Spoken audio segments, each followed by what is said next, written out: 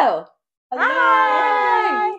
Welcome to the Four Fab Fatties podcast. We are Alyssa, Rebecca, Allie, Miria. Hi guys. This week we are bringing to you the curse of the curves. Da-na-na. Raise your hand if you ever been. I don't know. Do we have a good one for this one? Raise your hand. We definitely. If you've been cursed by your curves. If you've been cursed by your curves or blessed, cursed or blessed. Let's get into it.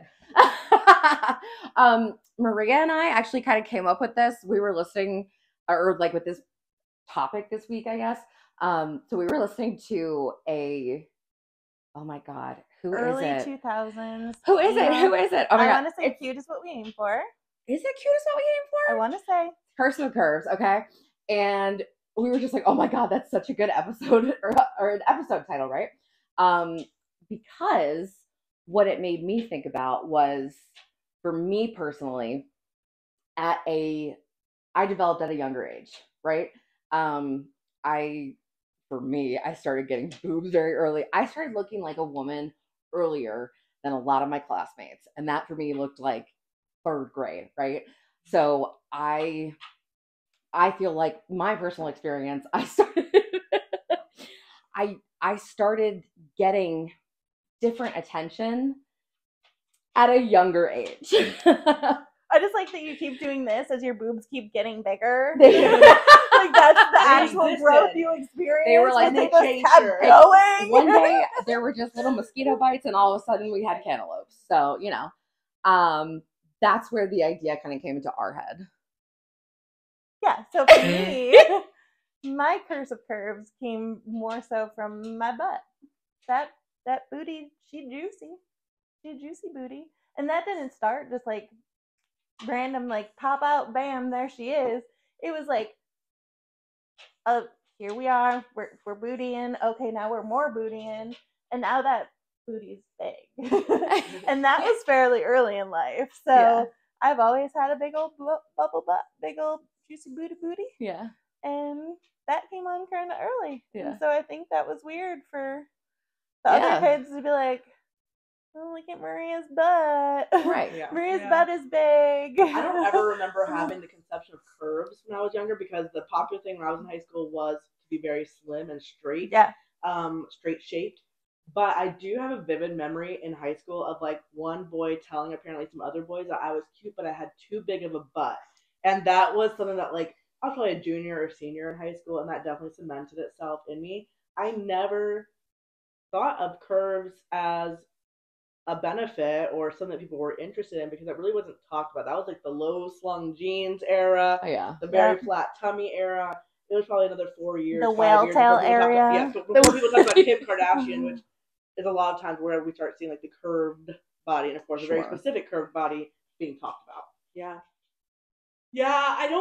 I really don't have great experience like from middle school and high school, and I think a lot of it was just like a lack of identity and a lack of I don't know. I didn't really, and there's lucky. The neighborhood watch. How unlucky. The neighborhood watch is watching out for us. I knew we weren't going to be that lucky today. I just didn't really have a group of friends that I really like belonged with. So I think I really just struggled with identity altogether. And I think body image played into that in the sense that it was just always a negative thing. Like I was the butt of the jokes. Same. I was the gossip. I was, and I think it really did affect the way that I connected with people growing up. Mm-hmm. But I definitely did not feel empowered in my body or desired at all. I felt embarrassed, shamed, and disgusting. And getting back to like the butt of the joke. Yeah. Quite literally. Quite literally sometimes. Well, I think the interesting part, especially about like prepubescent age, and then of course growing up from there, is this part where your body becomes either very sexualized or desexualized. And I think my history is a little bit more like yours. I felt very desexualized for a long time. Like I wasn't desirable. I shouldn't be doing sexual activities, etc. And then other times it's people's heightened sexuality because of people sexualizing your body shape.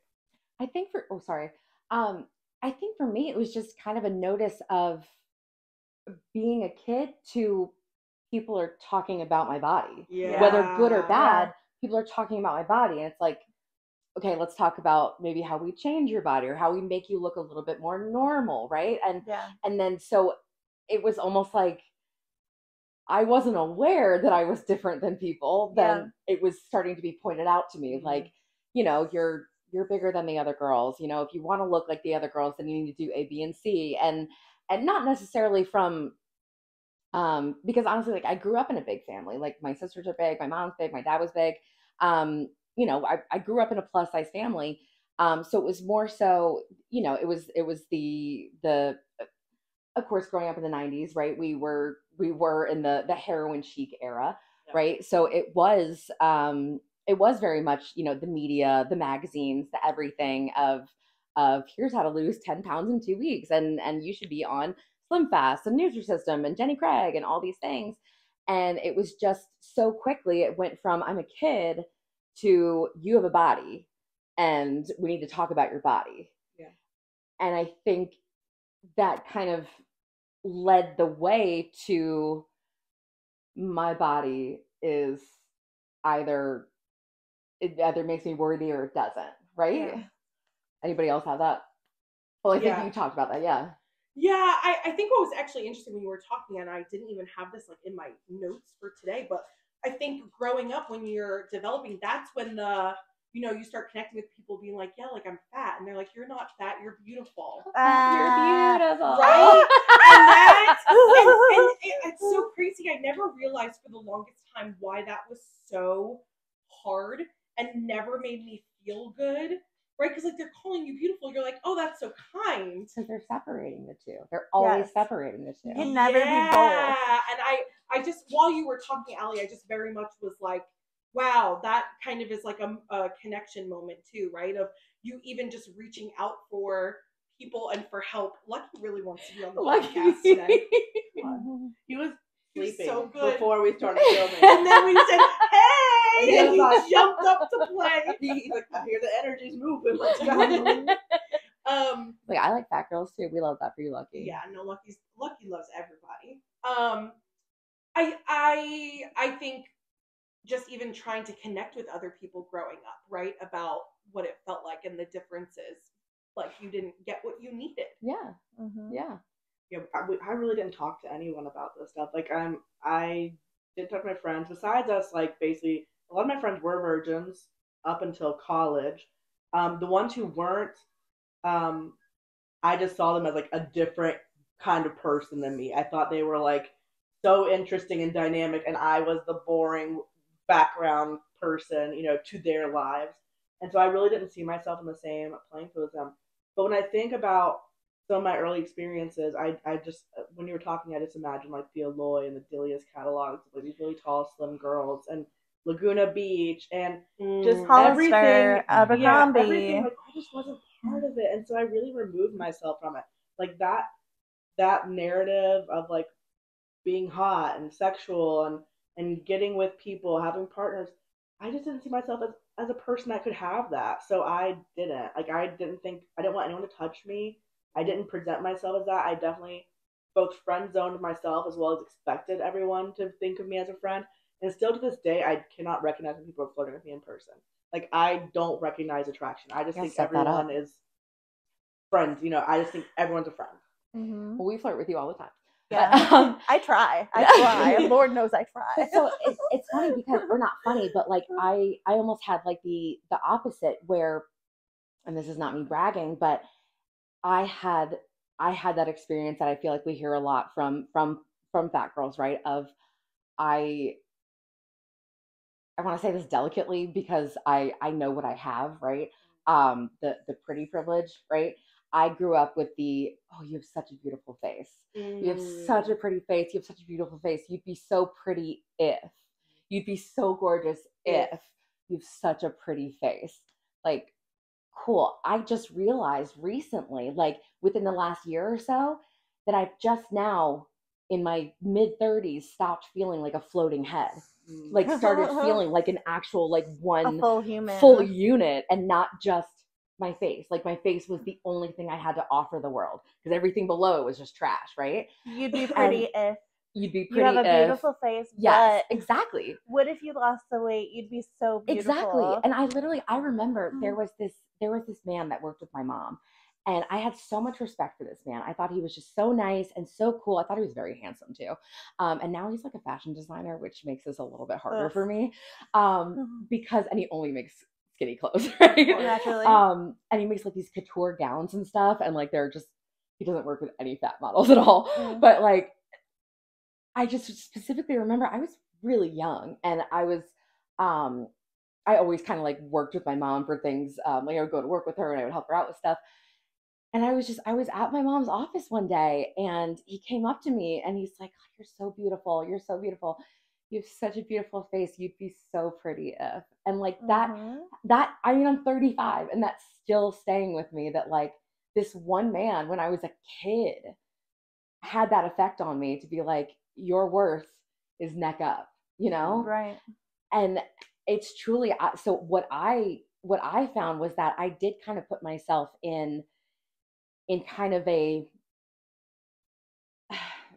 not that I didn't really like go after guys or anything, but I very much was like, if I can't get them with this, then that's it. That's it. You know, if it's not my face, then I've got nothing else, you know? I don't know. What was your experience? I can think of one offhand that is like a really big one that got me.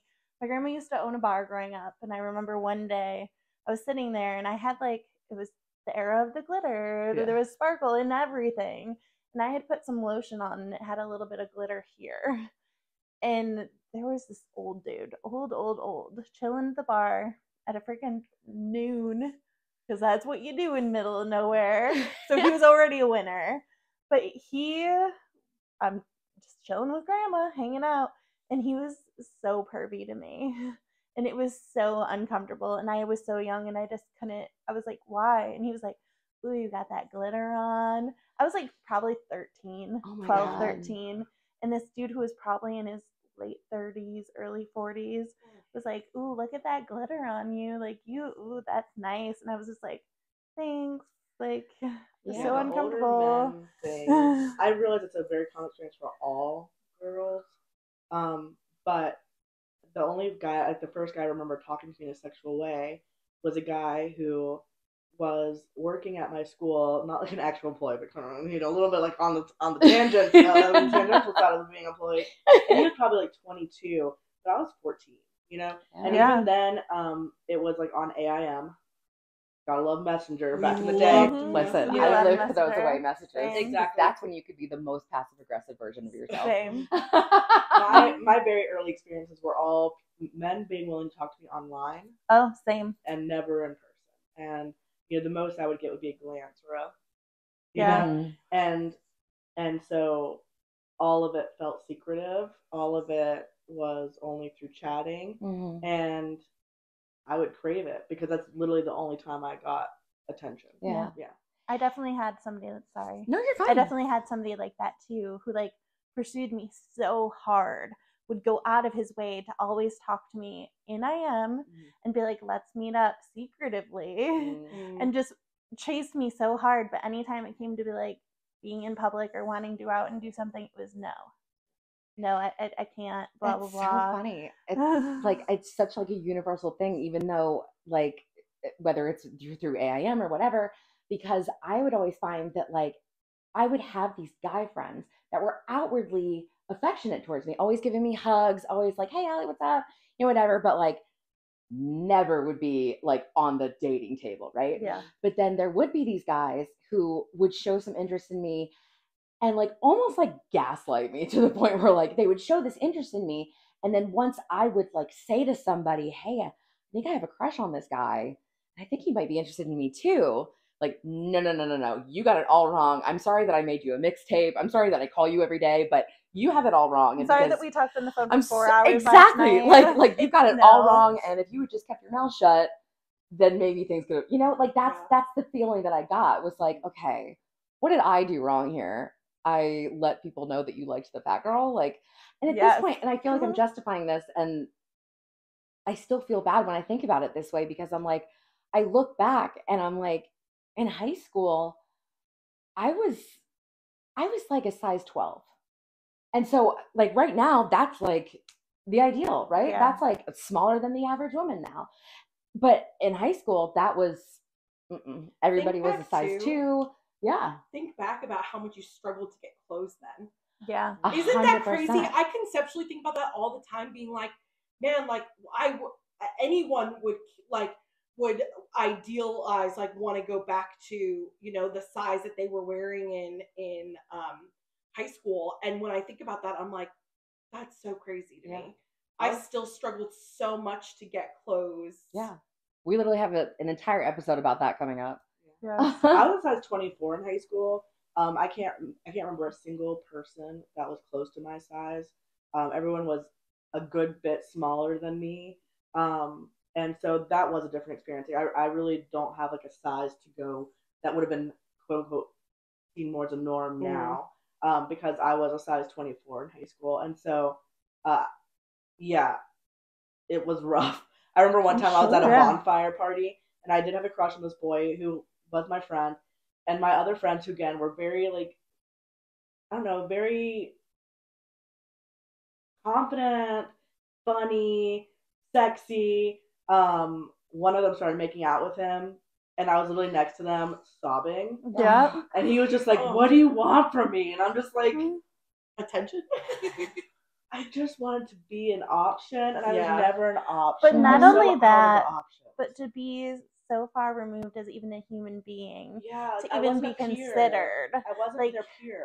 But you, not only were you not a peer, you weren't even considered enough to feel like, because he knew you liked him, right? Yeah. So he knew you liked him, and now here he is right in front of your face, making out with another human being. It's a like lack of human respect. human, Yes. lack of human my decency. best friend was the one making out with them. You Exactly. know? That too. And then I went on to room with her in college. So like, you know, what I was willing to accept from a friendship point of view was very different. But again, who am I to get in their way, right? Because they're the attractive people, and I need to get out of their way because I'm the one making it a problem. So oh, sorry, go ahead. I'm sorry, I'm triggered. No, you're fine. I'm having a moment. So in high school, one of my closest friends, teeny tiny, the smallest little ideal perfect person, and she's my best friend, and we would do everything together all the time. But there were so many instances looking back now where she would ask me, like, who do you like? Like, who do you like now? And we'd have those conversations at sleepovers and whatever. And then 2 weeks later, she'd have a crush on them. And then 3 days later, they'd be dating. Yeah. And I was just expected to sit there. And this didn't happen once. This was like I can name at least 5 people on my hand that I had told her I liked. And then she either dated, made out with in front of me, had to have sexually, or like even the one time there was a chubbier boy who I liked, not her type at all. And I was like, I got her because she won't like him. Told her she liked him. So like, what is this too? That now it's a competition that you are going out of your way to get these people just to prove to me that you can, but I can't. And it didn't stay in our high school. I actually told Maria about this, and she's the one that kind of like, look at this, a recent experience. And I love my friends, so they're listening. I don't know that you would recognize this happening, but we were going out and we were going to meet someone's single friend, and my one friend was like to my other thinner friend was like, you might really like them. They might like you. Like, this might be a good match. She didn't say anything to me about this guy, right? And then we get there, and the guy starts flirting with me and dancing with me and like putting his hand on my hip. And I was telling Maria that that was the first time like I've ever been like hit on by someone's friend somewhere. That's never happened to me in my life, you know. Mm-hmm. But I was telling them about kind of like the setup, and she's like, "Wasn't it interesting that at first they didn't say that you might like him or that he might like you? It wasn't even a consideration. It wasn't a consideration." And I was like, "Oh." Like, 100%. But because it's so normal to me, I didn't clock it, you know. Mm-hmm. It's so normal, like, but it is interesting that it still perpetuates itself in my adult life. Well, and you think about too, like going back to talking about how, you know, you would tell your friends that you had a crush on somebody and they'd have a crush, and like, and you would almost like take yourself out of it, like, well, you know, that was never going to be me anyway. It was never going to be me anyway. And you think about why, right? And as I sit here thinking about that, it's really because, and again, we're not sitting here like thin shaming or anything like that, but we are fed two very different narratives growing up. We're fed completely different narratives where it's for a normal looking body, you can be anything you want. You can have anything you want. You can do anything you want. You can be anything you want. I don't know about you guys, but the narrative that was fed to me, mostly by media and magazines and all those things and family, yeah, was you're gonna get lucky. Like whatever you get, be happy with it because you'll be lucky to get it. Yeah, hold on to it. You'll be lucky to get it. So it was like, absolutely, it makes sense that they got together and not me. I'm gonna take a backseat because they're gonna get everything that they want. That's not gonna be me. That's not my world. I'm not gonna get everything that I want. So the littlest things I'm gonna have to hold on to, like for dear life, because I'm gonna be lucky just to get that. Right. And I was gonna bring this up, but I saw a meme recently like that.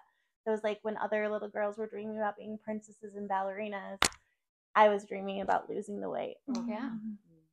But Oh my it's God, so are you much- crying? No. Talk through it. Talk through it, what are yeah. you feeling right now? Gosh, sorry. No. No, it's I'm so sad that everyone's had these experiences, but it's kind of like nice to feel like a sense of community around it. Mhm. I like I said before, like really was the butt of jokes to the point where I'd have people like approach me pretending to be interested in me, and I'd be Yep. and I'd be so happy to Like, let me find them. I'd be so happy to get like any attention. And I thank God sometimes for just like really good parents who like taught me right from wrong, because my moral compass really saved me from some bad situations. Just people showing interest and wanting pictures and the normal growing up stuff. And I really was put in a lot of situations where I was so happy to be getting attention from someone that I would do anything to keep it going. Yes. Just to find out and then turn around that after they have all of this like really vulnerable, intimate stuff from me, that it was like a bunch of guys all behind the joke, and it's like thrown in my face just on like a normal Tuesday at school, you know? Can you hug her? You're closer. Yeah. I'm like, Oh, my hands please are rub so her. cold. My hands are so cold. I'm like, am I gonna shock her? No, it really does affect just your overall psyche. Yes. And I hate to be like, I obviously know that like people from high school will see this and things like that, and I wasn't a great person in high school. I very much was the kid who like got bullied and then put up like a rock wall. It was like, if you're gonna with me, like I'm gonna with you, and I did not turn into the best version of myself in turn. So I think it's I don't know. But also can to you put just this out reverse that there, a little yeah, bit? that wasn't you. That Like, wasn't you your were a fault. kid. Yeah. You were a kid. So Yeah. saying You were a I'm product listening- of your environment. Yes, I'm listening to this book right now that's like, we have to stop Blaming ourselves. not only blaming ourselves, but giving people that have a perceived authority over us permission to let us believe that we were bad people when we were kids. Yeah. We were kids, right? Yeah. So absolutely, you didn't have those mechanisms to say, you're being bad to me, but I'm going to not be bad to you. That's For sure. That's a kid's response. For sure. You're being mean to me. I'm going to be mean to you. I was the same. I I talk about it in therapy right now too, like in the sense that I never cried, and like right now all I can do in my life is I was cry. the same. And she's like, yeah, it's because you suppressed everything for so long, like surviving, that now that you're actually feeling things, it's like the extreme of it. Right. Which is why I'm like, I feel like an emotional wreck all of the time. But it's so true. It's so true. Because I literally, again, in this book that I'm listening to, it's almost like there was this like underlying fear that like, if I cry, it's never going to stop. I feel the shit that feels really bad, it's never going to stop. But again, we may not have been shown, we're still kids, and we may not have been shown in healthy ways that it will, that good things will come, and we will learn how to deal with this, right? But again, you were just a kid. Yeah. But not only that, yeah. but like the vulnerability that comes with crying. Yeah. If you're already a target Yeah. and now you cry, it feels like they won. 100%. They got to see those tears, just Yeah. like when we went to the doctors the other day, Right. and I held in my tears until we got outside because I didn't want him to know he got me. Yeah. Yeah. 100%.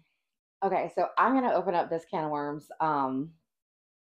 So for me personally, taking into account everything that we've talked about now, I very much, again, thinking that my face card was the only thing I had to offer the world. I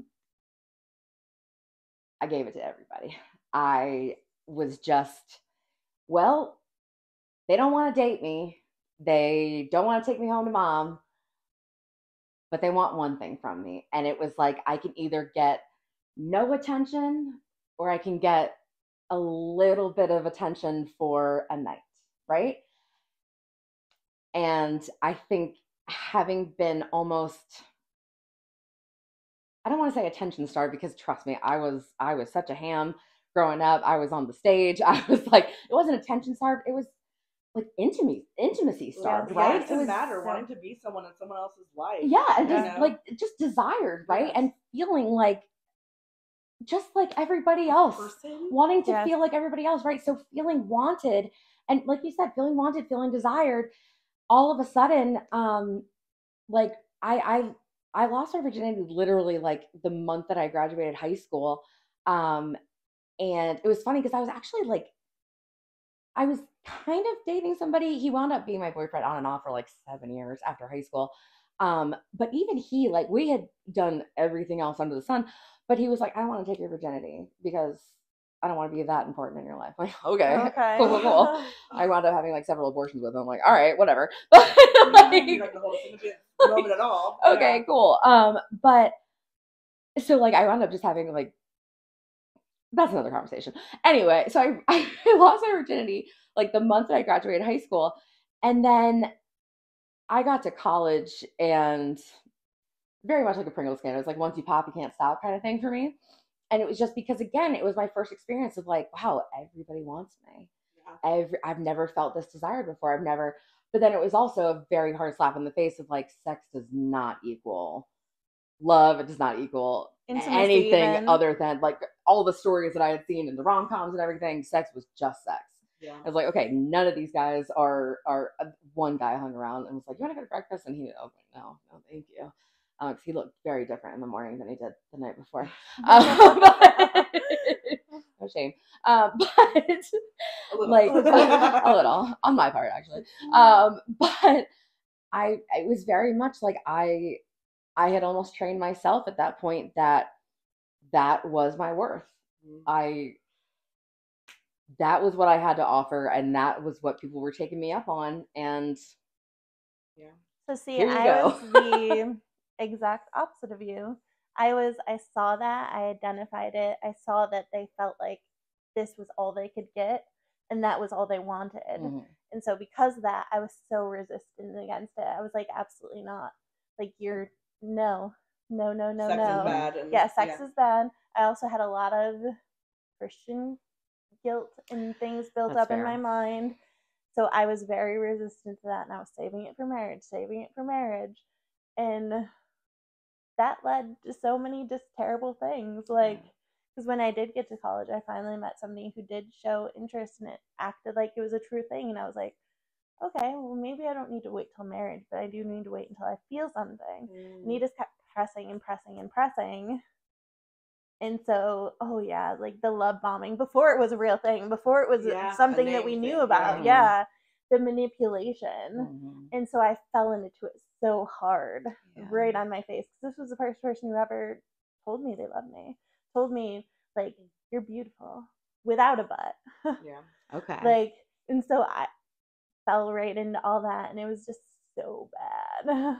So bad. Well, I think you said to me once, you felt almost pressured to marry him because he was someone that you were intimate with. Absolutely. So the Christian guilt was definitely still there. And since I had given him that, I felt like this is my person. Like, I have to have this because I gave him, I gave him my virginity. So like, it was before we got married, so this has to be it, because it has to at least I still married him afterwards, and we didn't do it in order, but I still got there.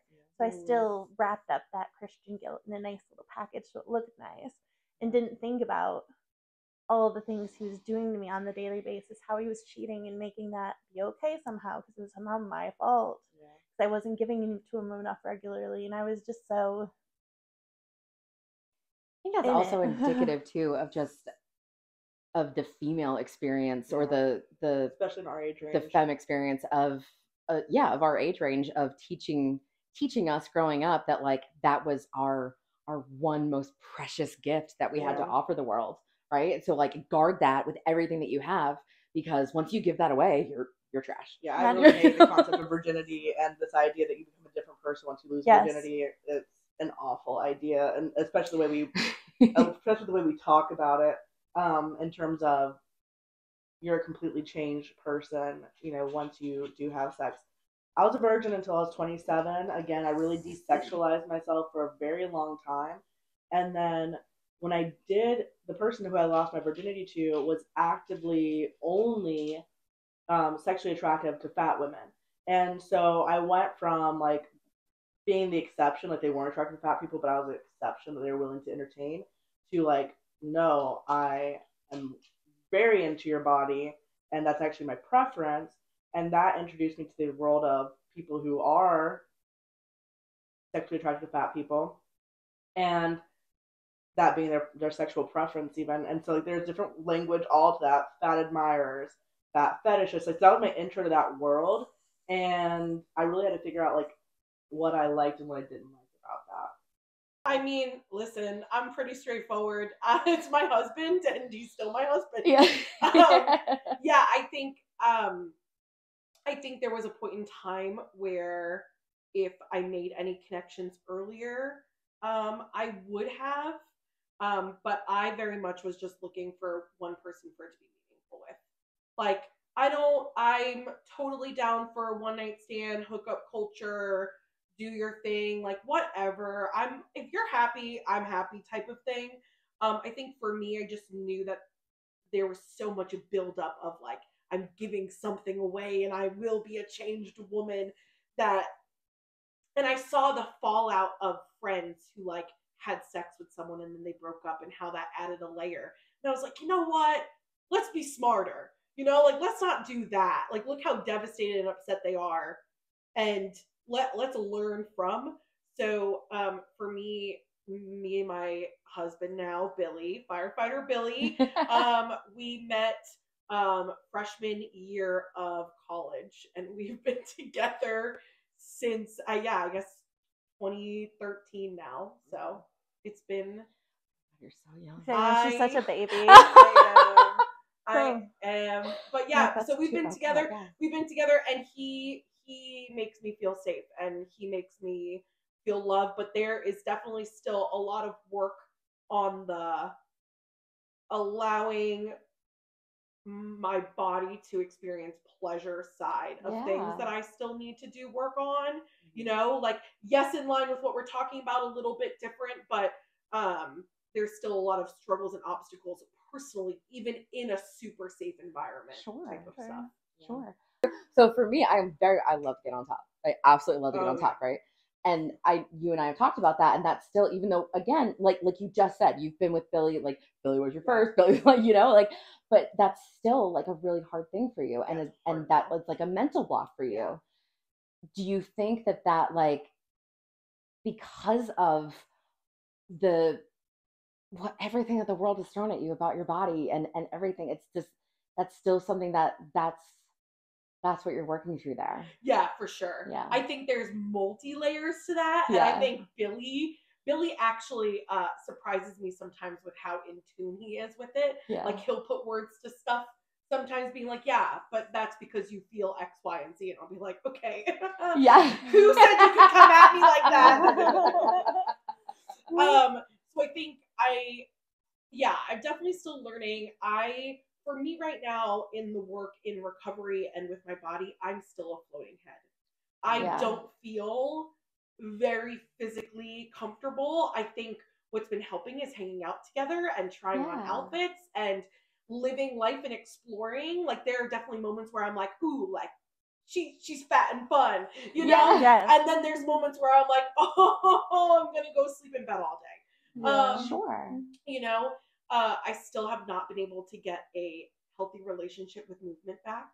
And that really does affect me physically, mentally. I think there's still some really big hurdles there. Yeah, there's definitely still a lot of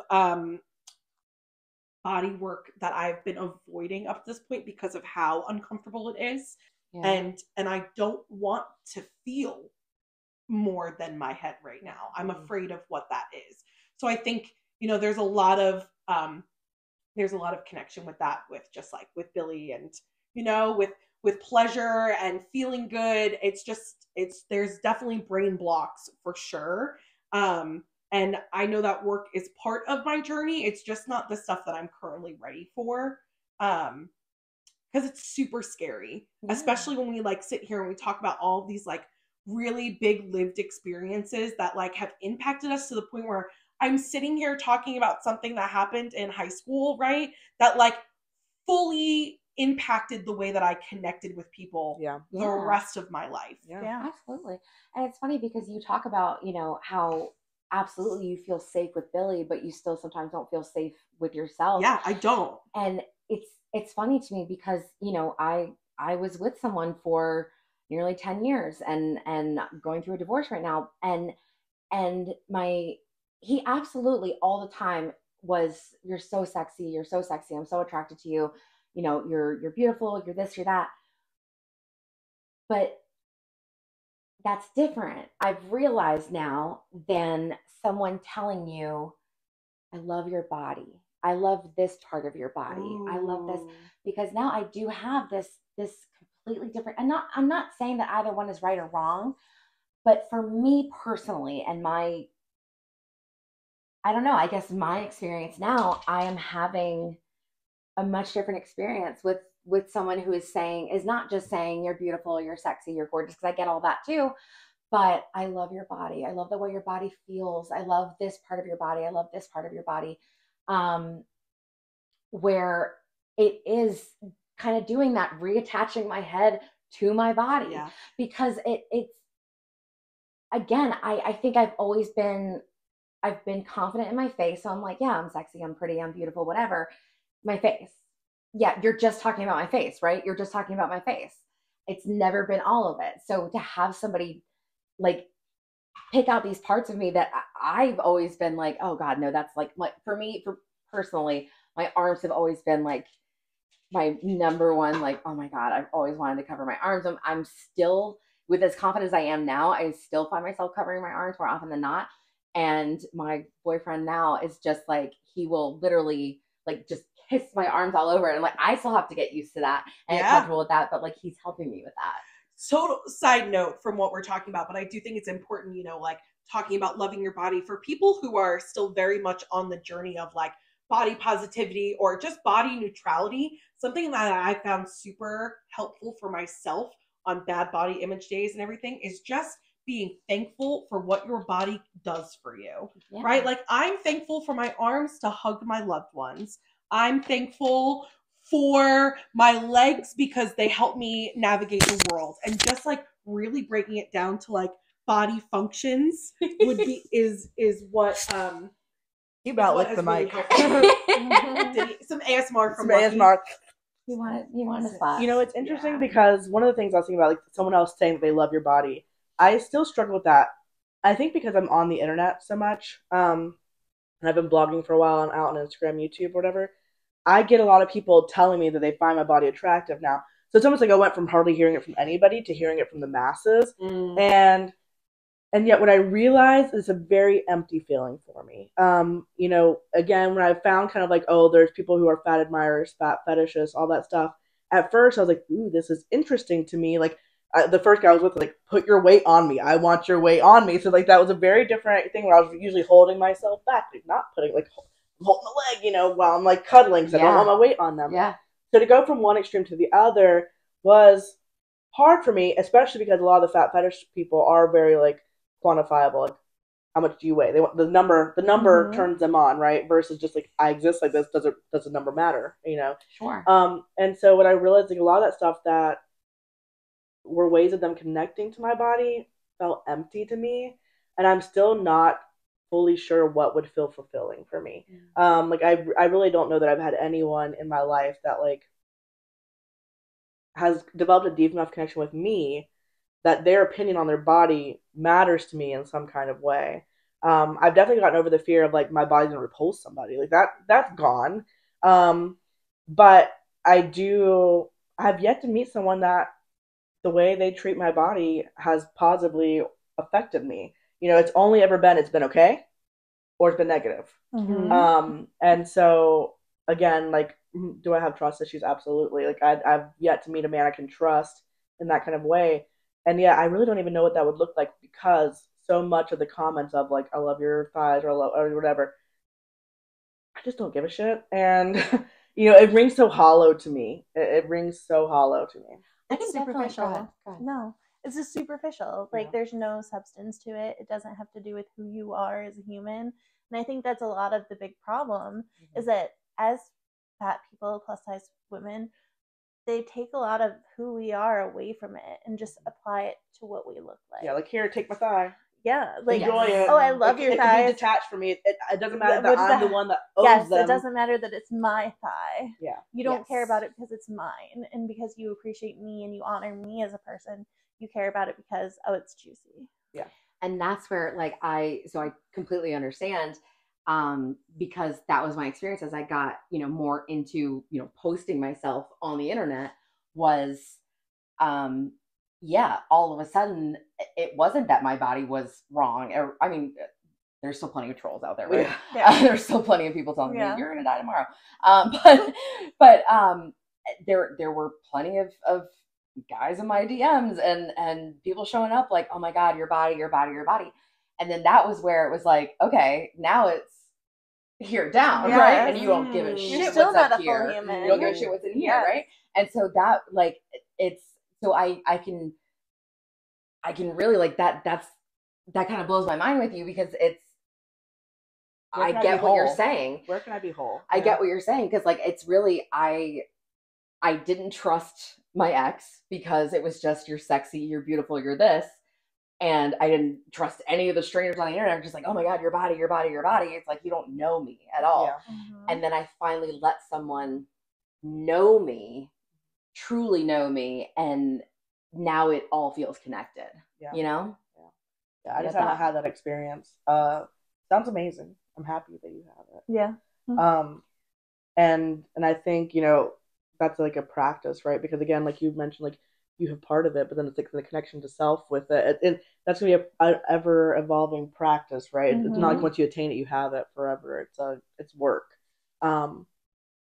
But yeah, I do think going from one Extreme. one extreme to another, where I went from disregarded to praised. Mhm. Such whiplash. Yeah, and yet really I felt That's a lost. great word I for felt it. lost in Whiplash, both yes. of them. I felt unrecognized in both of Mhm. them. None of them served me. Right. Yeah.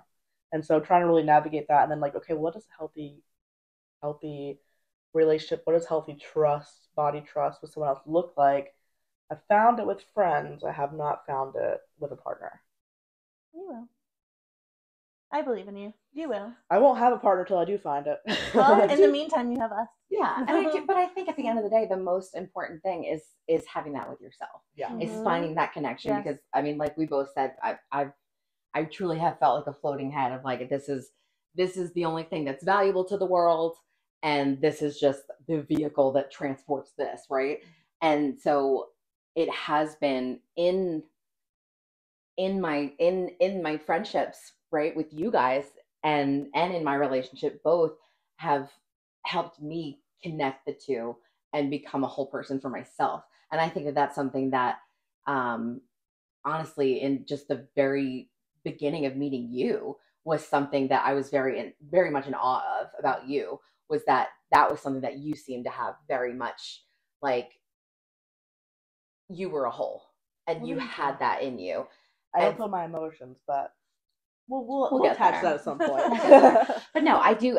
As much as it is, like we sit here and we talk about, yeah, it's great to be known by, your partner or whatever. Like, as much as that is great, I think the ultimate thing is feeling that in yourself, is feeling that connection in yourself. And because we've just all been conditioned that we were not the norm, we needed to take what we got and be happy with it. It was not going to be our narrative. It's not for us. It was not for us. Yeah, we were not. And I mean, you think about it too, like it wasn't just the magazines and the movies and our families and whoever. I mean, we grew up on the Disney princesses, right? Right. Oh, it's everywhere. Everywhere, right? The princesses, they got their princes, and not a damn one of them looked like us. There still hasn't been one that looks like us, right? They gave us Moana and said, "Oh, we gave you body positivity." She had she had curves, right? Well, and even in like the live action movies, if there is someone that has like a romantic storyline, it's like a joke story. Like I'm imagining Pitch Perfect with Rebel Wilson and the guy in the and the other one. I mean, I know, Troubles. But like I literally can't think of a single show. Granted, I haven't watched Real, so I have no idea what's in that. I can't think of a single movie or something where the fat character has an actual romantic storyline where like either they're not like the funny one and like they don't talk about they're not sexy, they're funny, or they're having to get through their own humongous hurdles of thinking that they're like a monster, Have you watched though? Oh my God, what's the name of it? It's on Netflix and it's Michelle Buteau and it's I can picture it, but I can't Oh remember my God, what is the name of it? I don't know. It starts with an S. I will not. I'm so sorry. I cannot think of it right now. Put a little. If so good. If you're on video, we'll put a little title up here. It is so good. I'm so sad that I can't think of the name of it right now. But that show was the first show that was like she was the main character, and it had nothing to do with her body. Although there was very, very, very beautiful messages in it. Like she was like a stylist, and she was working with this actress who was telling her like, whatever you put me in, it needs to be like, I want shapewear. I want to be the most snatched. I don't care if I can sit down or whatever. And she's like, I'm not going to do that. It's going to be your correct size. you're going to feel good in it. You're going to look good in it too. Yeah. And so it was very much, I am so upset that I cannot think of the name of this right now. I struggle. I started watching it. I stopped. I struggle because it's always thin-faced, somewhat busty women that are just considered the plus size view, and so I struggle. And I still know don't see myself. That's probably an interior thing of like who's plus size to me, or they're not getting the full plus size experience because they have enough thinness in certain areas that they I can see that, but it sounded like the storyline at least was handled well, which I do need to invest in and see how it went. What is that damn show called? I don't know. You guys move on. I'm stuck on this. In 40 minutes, you're like, is this? I can't. I literally cannot. I am kind of curious because we titled this Curse of Curves, and I am kind of curious what each of our like we feel like would be the main curse that we faced, and then we also like said the blessing of curve. I'm also kind of curious about what the blessing was. Sure. It's so interesting because I shared that story about high school about how you're cute, but you have too big of a butt. It's so funny because I do feel like as an adult, a lot of my positive like feelings of sexuality comes from my butt, which is definitely still leaning into an ideal body type issue in the plus size realm or in the curves realm, right? I say that because like my butt's changed, and I was like, oh my gosh, my whole identity is gone. My butt is not the same. You have a great ass, but I'm back to feeling like I have a great butt, but I do put a lot of like that's probably one of my favorite features of my body, right? And I wonder why. Is it because it's sexually ideal now to have a big butt, all that stuff? Whereas something like big arms, and I have hangy arms, I have an arm roll. That has been where are we seeing that loved on, right? Right. So I do love having an ass and hips, and I love the feeling of softness. Like I think it took me a while to enjoy having my absolutely softest bits touched. My stomach roll, my hips, my inner thighs, my arm. I do get a lot of pleasure from it. And I do think it's like that ability to be vulnerable and have my softest bits touched and caressed and loved on. And for me, that has been a blessing to lean into it. Not that I'm always in my best self with it, but that I have found enjoyment through it, that I don't detest it. Because like I'll talk to my sister and she's like, no, absolutely not. I will not have someone touch my stomach. You know, like for some people it's very much like a no-no zone because a lot of us have been given shit for our stomachs. And then I guess when I think about my curse, it really is the idea like some people are sexy and some people aren't. I think, you know, growing up, I really just thought I was not sexy, and I was going to forever be in the category of not sexy. And then I think sometimes when I get told that I am sexy, I'm like, what? You know, like I immediately have to disconnect it. I'm immediately like, no, I'm not, and I like have to give like the weirdest, dorkiest face to stay away from it. And yet, I want to be sexy. Sometimes, you know, I want to at least feel it. I want to feel like that's an emotion and a feeling I can lean into. But that curse of like, you're not fat, you're beautiful. Yeah, the desexual or like it's bad to be in touch with sexuality. Again, probably some of my Catholic guilt that I had growing up. I'm really trying to undo that because I'm allowed to have a sex life. I'm allowed to feel sexy. Yeah.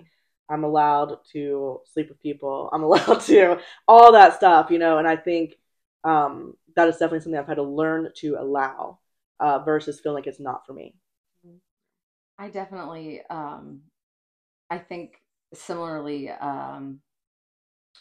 the curse being that for me was always being told that, you know, the whole, you're not fat, you're beautiful. You're not fat, you're beautiful. So my whole life, I separated the two. You cannot be both. It was like, as many times as I was told, you have a beautiful face, you have a pretty face, you this, whatever. I cannot possibly be beautiful because I am fat. So as long as I'm not fat, I'll be beautiful. You're not fat, you're beautiful. You're not fat, you're beautiful. So the two cannot exist at the same time, right? Yeah. And so that was something that was so hard for me to break through of they're not mutually exclusive, number one. And it was also being, because I did start looking like a woman earlier than a lot of kids my age. And even that even went back into like interactions with male family members where they thought it was okay to throw grapes into my cleavage at family gatherings. Like, that's not cool, you know, like literally an uncle did that. So like, you know, it's whatever, but like, so yeah, just not feeling really like I had any control over my body in that, how I was perceived, how my body was perceived, and that no matter what, I had no control over that narrative, right? And I feel bad about how sometimes I do feel bad about how I feel currently about my body, because I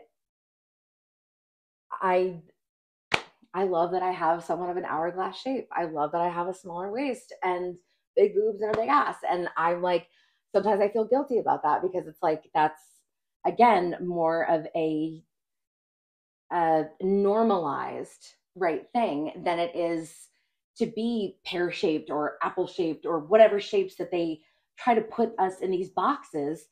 And so I do, when I go look in the mirror, I look at my waist. That's like the first thing I look at. It's reinforced by society. So so you know that feeling is reinforced there. Yeah. But then at the same time, I think my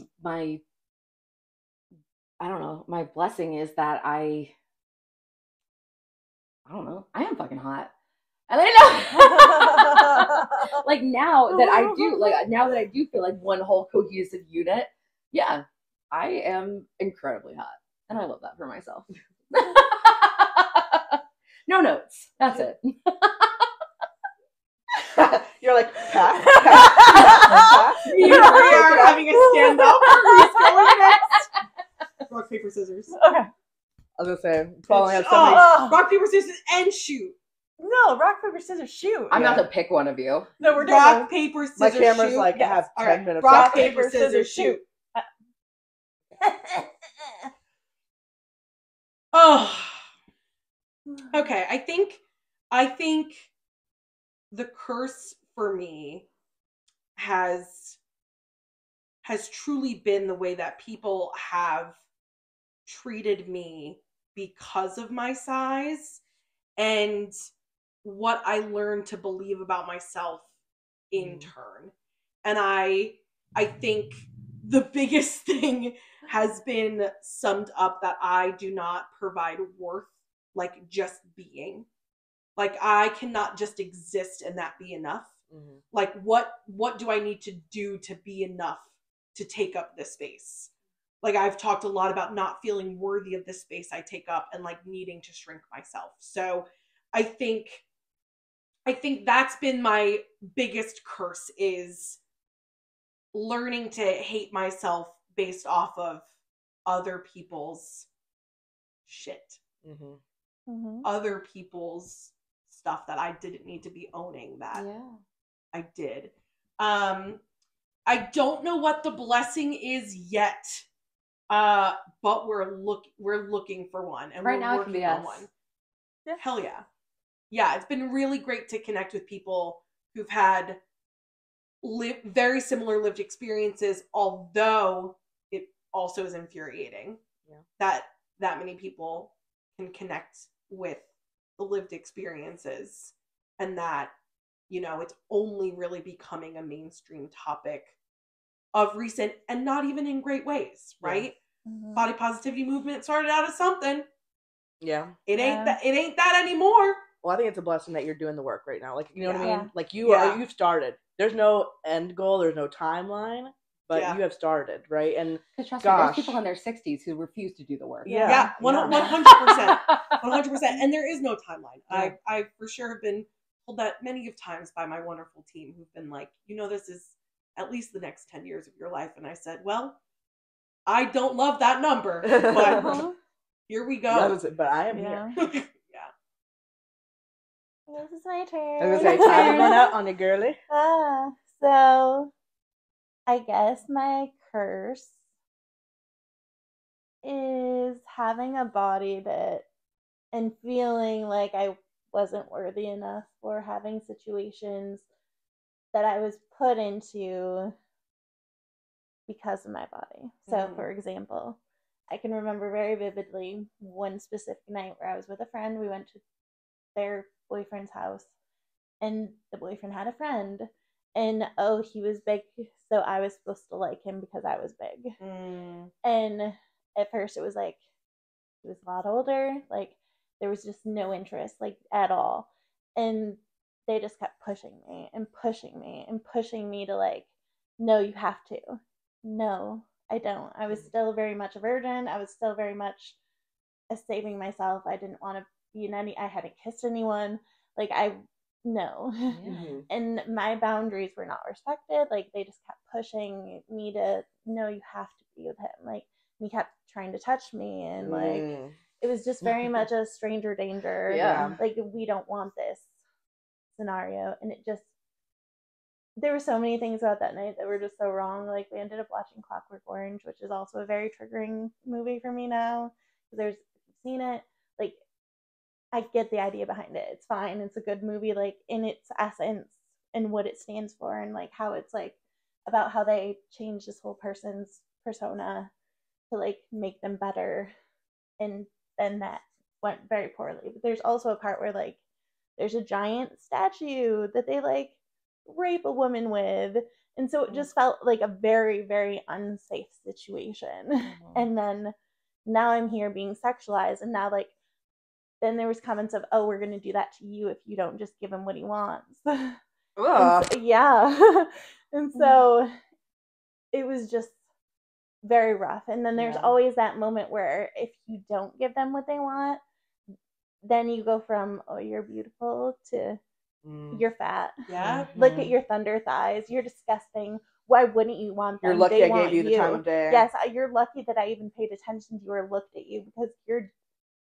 And I've had that so many times in my life. Like that was the first experience with it. But then there was another guy later, recently, who, again, wanted all these things very sexually. And when I was like, no, I don't want this, then it was, you're disgusting. I would never look at you. Have you seen me? Have you seen yourself? it's never just one experience. And that's the it's thing. never. It's never just one of these experiences. Never. And so, like, that's a huge thing that we face, and it's very similar to what you went through in high school, and that's what it always comes down to. It's like, if we don't give them what they want, what they expect, then it's a 180. Like, it goes from like, oh no, you were all these things, to just you should have been grateful. You should have been grateful. You're welcome. Yeah, and now you're trash. Yeah, and now you're just a trash human. And for what? So yeah, that's definitely the curse of all of this. In the blessing aspect, I mean, yes, this has brought me amazing, beautiful friends. Like, I can't. I'm gonna cry. Do it. Oh. Do it. I'll hug you, and I don't even hug. Do you want a hug? No. I feel like you need it though.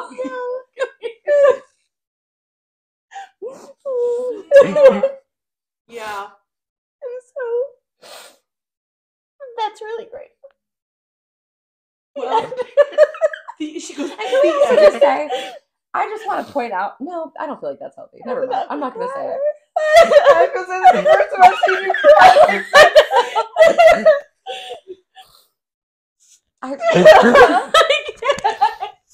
I'm the worst hugger. I'm not a hugger, so I'm the worst hugger. I'm the worst person to give comfort. I'm glad this is happening.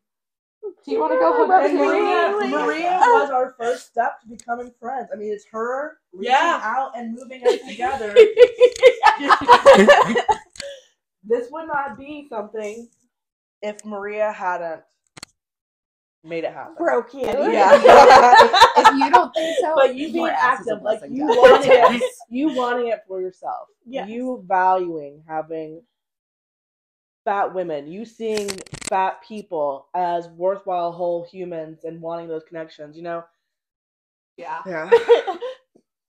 I'm good, I promise. I've actually seen her very upset, and what she did, she went stone cold, just like disconnect.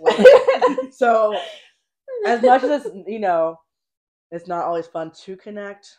I'm glad you're here with us. Connect. Yes. Also, I hope if you're watching this and you're not a fat person with these lived experiences, like, this is just like a reminder, like, we're human beings. Yeah. We're human beings that deserve the same fucking respect as everybody else. And yeah, we know that everybody has their shit. Everybody has hard stuff that they've been through, that they've lived through, and all these kind of things. But, like, they don't get thrown on top of that. Well, you're gonna die tomorrow, so like, and stuff like that. So here's your reminder that we are. That I shouldn't have seen because some troll told me that I wouldn't make it to tomorrow. Yeah. I've asked. I've seen so many tomorrows. And you're gonna continue to see so many tomorrows. Yeah. Yeah. I love you. I love all of you. This feels like a good place to wrap up. I everybody. think so too. Yeah. We're fat. We're fab. We're fab, and we're friends. Yeah. We love you, and I love you guys so much. Bye. Bye. Bye.